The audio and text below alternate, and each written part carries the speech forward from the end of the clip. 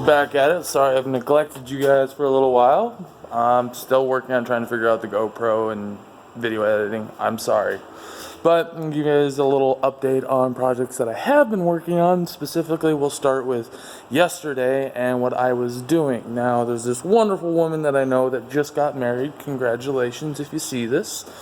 But my wedding gift to her is that I planned on making her a wine rack. Now, in order to do that, I need to be able to make tenons, which tenons are basically a reduction in the steel. So if you have like 1-inch steel and you want it to stay one piece, you reduce it down very quickly to 1/2 inch or whatever you want. In order to do that, I had to make one of these bad boys. Now, what this is, I do believe it's called a butcher's block.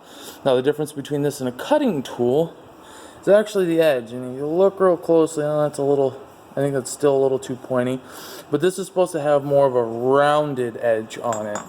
So I got it all cleaned up and dressed up. I didn't get too crazy because I wanted to point out all my mistakes from this. So we'll start up here on this one.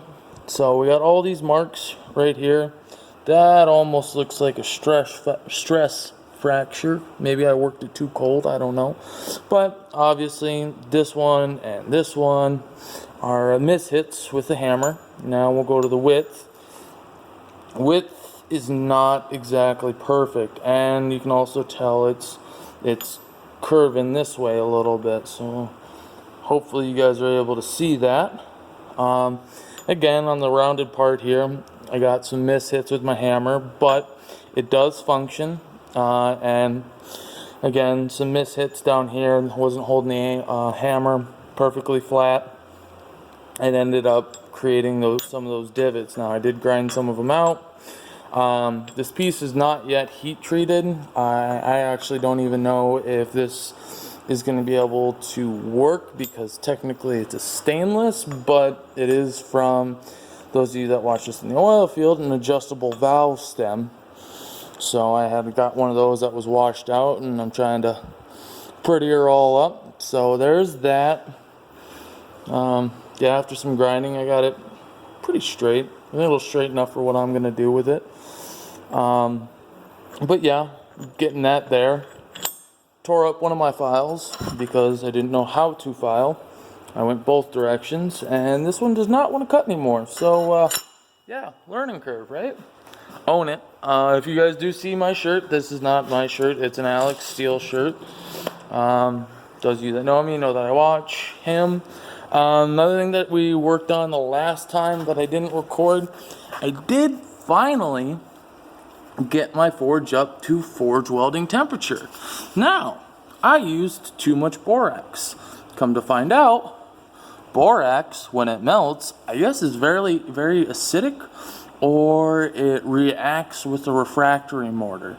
So yeah, I'll have to be careful there, or I have to do something different. I've seen a couple of videos on that.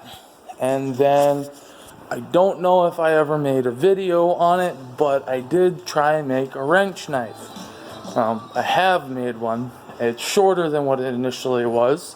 Reason being is I did not gauge the length of the bucket I was quenching it in. It was hot, went to quench it, bent it, and then I was like, alright, tried heating it up a little bit to bend her back, snap the tip off. So, back at it. Here we are. I took what was left of that blade, stretched her back out, put a little hook-de-doo on her. This one is hardened, and it is tempered. Now, I think I got a little too aggressive with my tempering since it's a blue color instead of a strawberry. But we'll go over here, clamp this bad boy in the vise. Give me a second. Clamp her in the vise. We will grab good file.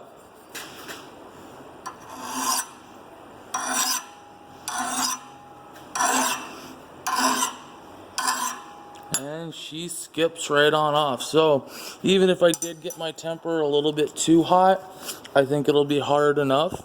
And then I'm gonna give this to somebody I know and tell them to use it and abuse it and let me know when it fails. Now I do have some more grinding to do. Obviously it goes thick, thin, thick, thin, thick, thin. So I'll have to be careful when I do that. But that's where we're at. So there you go. See you guys around on the next one. Engage your safety squints and have a good day. Bye.